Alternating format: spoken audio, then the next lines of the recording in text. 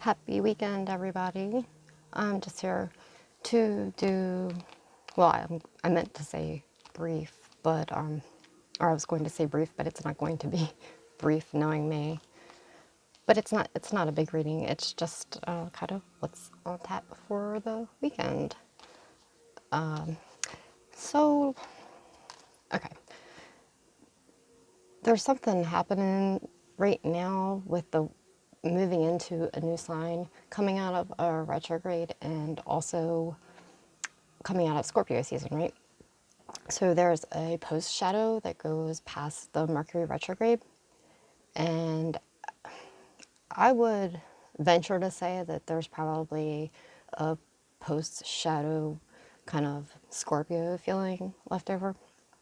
So we're moving out of a deep dark water sign into Sagittarius, which is a fire sign, and it's communication, it's movement. Most Saggies I know are genuinely happy people. It's more of an upbeat vibe. It's the holidays, so you have all this energy coming up, but with the residual, deep dark Scorpio kind of energy going on, and so this obviously isn't going to be for everyone, but what a lot of people could be feeling, and as I did myself, is, creative blockages almost. Like you have all this energy coming up inside of you, right? You want to create something or just genuinely do something, but there's like this, how can I explain it? Like I don't know, there's still like this deep heaviness kind of lying there, but it's more of like a physical sensation and not so much of a mental sensation. It was strange, and there were several other tarot readers on YouTube, some of which I've been friends with for a few years that I've done private readings for. A couple of them are the more prominent ones too. I only usually try to connect with about 4 or 5 of them, maybe sometimes 6 if I just don't have much else to do. But there are a handful that are legit and they're really good and they've been doing this for a long time, and I just vibe with them. We just get each other, and I want to say about 2 or 3 of them actually they took a break. They posted videos and said, look, I need a break. And I think it was something about the energy, because yesterday, like, I had videos I needed to put up, and I got a couple of my private readings done, and it wasn't there. I wasn't getting the clarity that I needed to tune into whatever it was. So there's this, and I want to liken it to a fog, because if you think about it, when water rises up into heat or another, you know, temperature, there's a fog, and that's exactly what I was feeling. There's this, you know, kind of rising up, but not being able to balance the Scorpio energy in with the fire, and just this heaviness, like this, which is the Ten of Wands is usually a burden. And I know this is the Justice card, but as I've said many times, I read my cards by the energy, by the feeling I get off of them. So it's not always necessarily the textbook definition of the tarot card when I read them. But that's what I got. Someone kind of rising up out of the water. The fog's behind her, but there's fire there. There's heaviness, and I could also add that this was the one. This is the one season where the climate forecast and energy was almost across the board between what people were reading. With it was neat in a way. I don't want to say neat. That kind of demeans, like, undermines what I'm trying to get at. But the energy of it was nice because we were all on the same page. We were all picking up the same kind of vibes from the season, and we were just really, hitting the same things. And page, on the same page. Maybe that's what this meant, because I had a hard time trying to figure out what this was. The third card that came out. And I said, what is this? What I initially got off of it was to relax and tap into that childhood, because the cups are emotions, right? The pages are younger people. So to tap into, if it's a feeling of a creativity block or something that you need to do, just relax and think, let all your worries go. Think of it like child's play, especially if it's something fun that you're creating. Writer's block or any kind of creativity block, or artist, music, anything like that. It's extremely frustrating, especially when you have the drive and the energy to do it, but just nothing's coming. And what's going to happen is, as this Scorpio retrograde shadow dissipates, it'll keep easing up. I mean, I'm already feeling it ease up, and I think the people it's going to hit the most are people that are really into energy work, any kind of energy healers, even yoga practitioners, anybody that deals with any kind of centering and tapping into energy and feelings. Like, those are the type of people that it's going to affect the most. And we were all drained. It was just a very, very deep season. And in order to create something, it's easy to create from a deep, low, I don't want to say low, but yeah, like a darker place. I mean, there were plenty of famous authors and poets and stuff, and even musicians that created from being in a deep, dark place, like Scorpio. And then you can create from a happy place, like Sagittarius, where, it's clear communication, it's forward movement, you know, people are communicating, happier vibes. But when you're stuck in the middle trying to get from one place to the other, you're kind of just, it's kind of like a push and pull, if I can, the best way I can explain it. And yeah, I mean, it's like all the tools are there, you have it, but you keep dropping them. That's what I was getting with this. And clear, concise communication, but there's a fog behind her. And that's what I was getting off of this. And the Knight of Pentacles is the horse isn't moving. He's stuck. Again, there's fog behind him.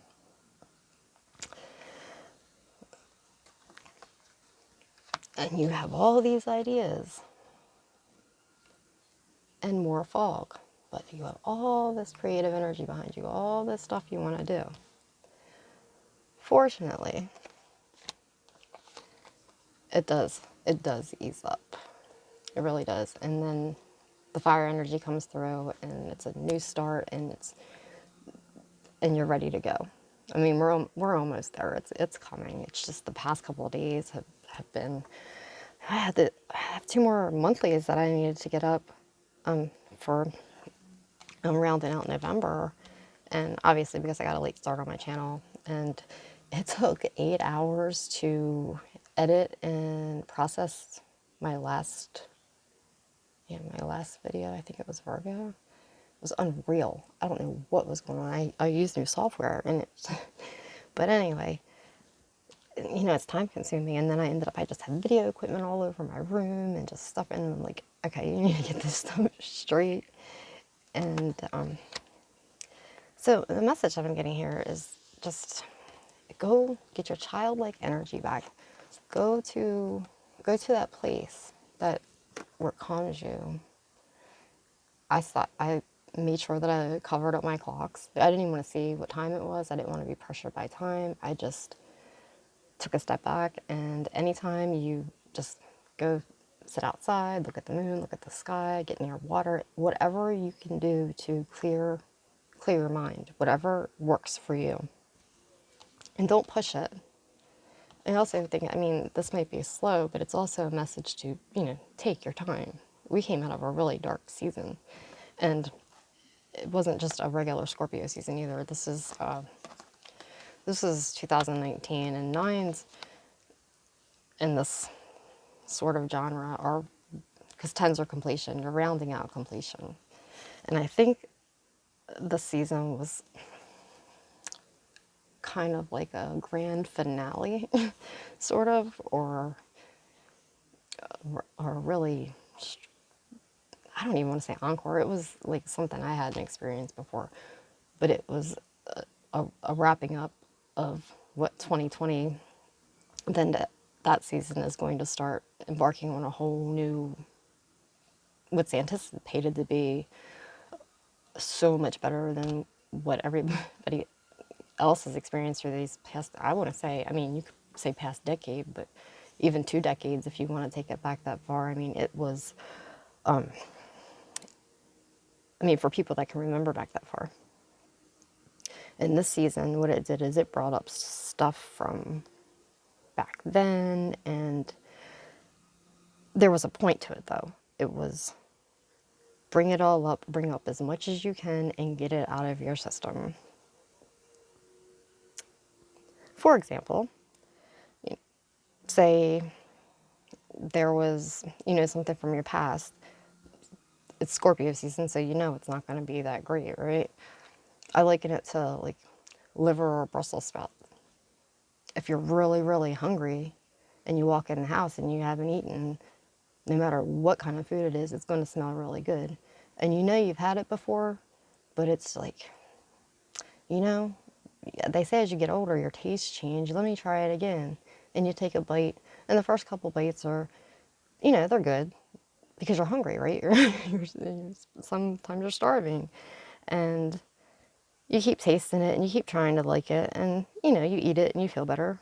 You probably feel a lot better at first because you were starving, and then after you've taken a couple bites and you swallowed it, and then you're like, oh, that's nasty, and then like the smell of it just kind of turns your stomach again.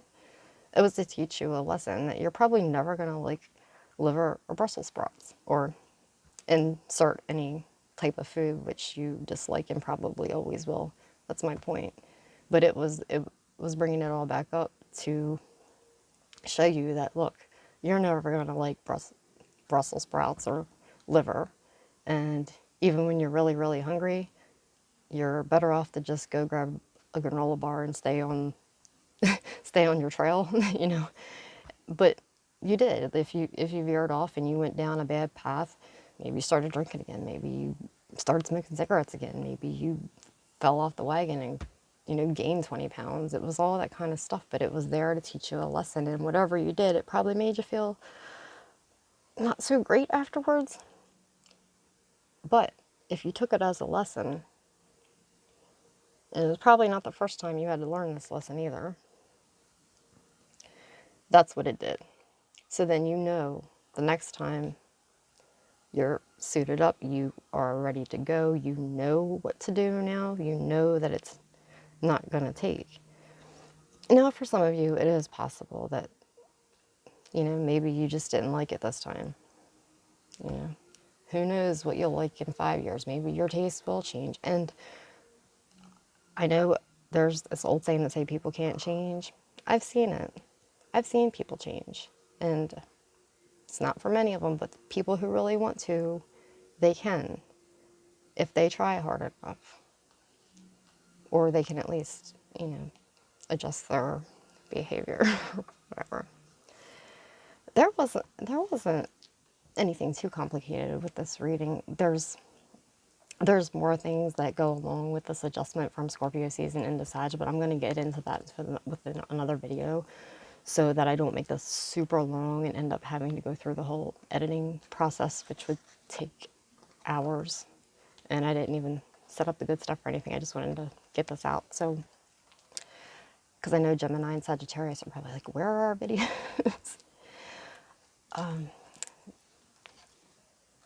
Singer of intuition, right?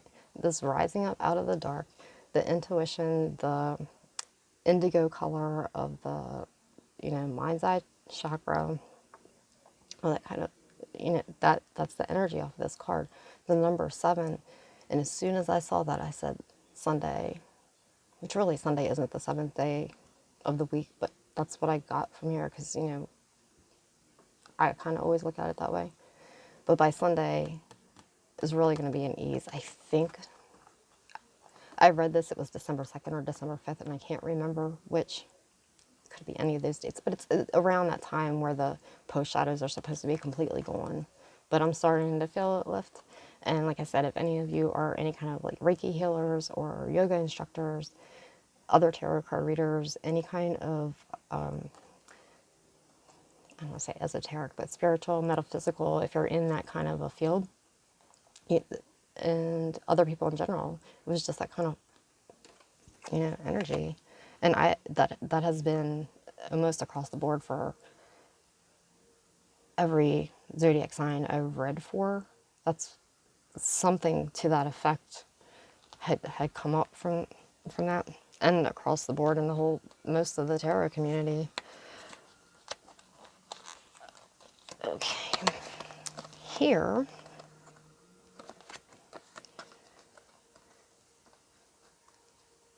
there's a distinction here between the shadowy, you know, dark energy, and then the eagle bursting out into flames, on point, sharp, just like the arrow in Sag.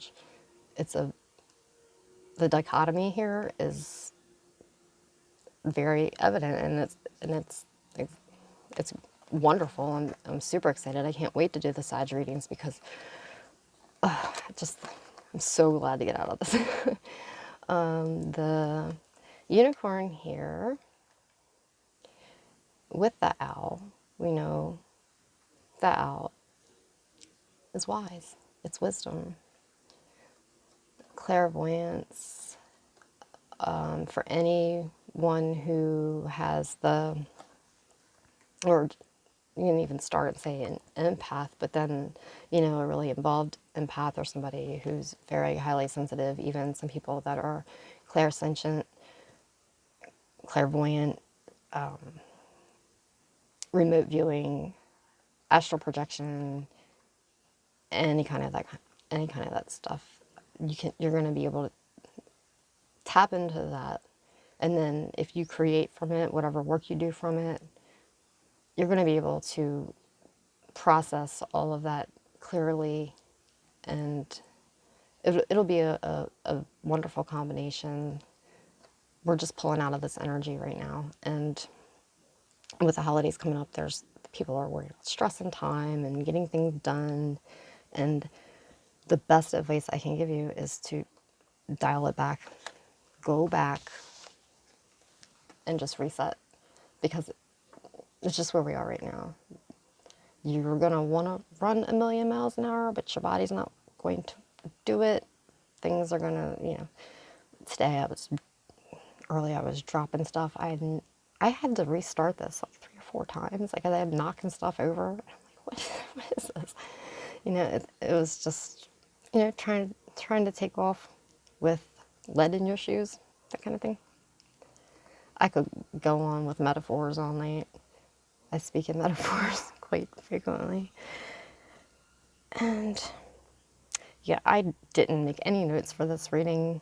I was putting them in my head, and there were a couple things I was going to say, but I got the important messages across, so that's what I wanted to get to. So if anybody's feeling kind of murky and that kind of stuff, it's getting ready to go. We're almost there. And I'll hopefully be able to come back and do the continuation of the other part of what's going on as we emerge from the season into something new. But like I said, I didn't want to pack too much in this video. So I hope you enjoy your weekend. Just relax. Find your happy place. And I'll tell you what I did. I just picked up my cards. And I just messed with them for a little while. And then, then I got up and reorganized my stuff. And it's just finding your starting point and not trying to rush it, because you're just, it's like running up a mudslide at the side of a mountain. That was a really bad metaphor, but I'll stop now. Okay, I will be back later because I have more videos to do. Fortunately, I have caught up on all but one of my private readings. I did get that much done because they're a lot simpler to do.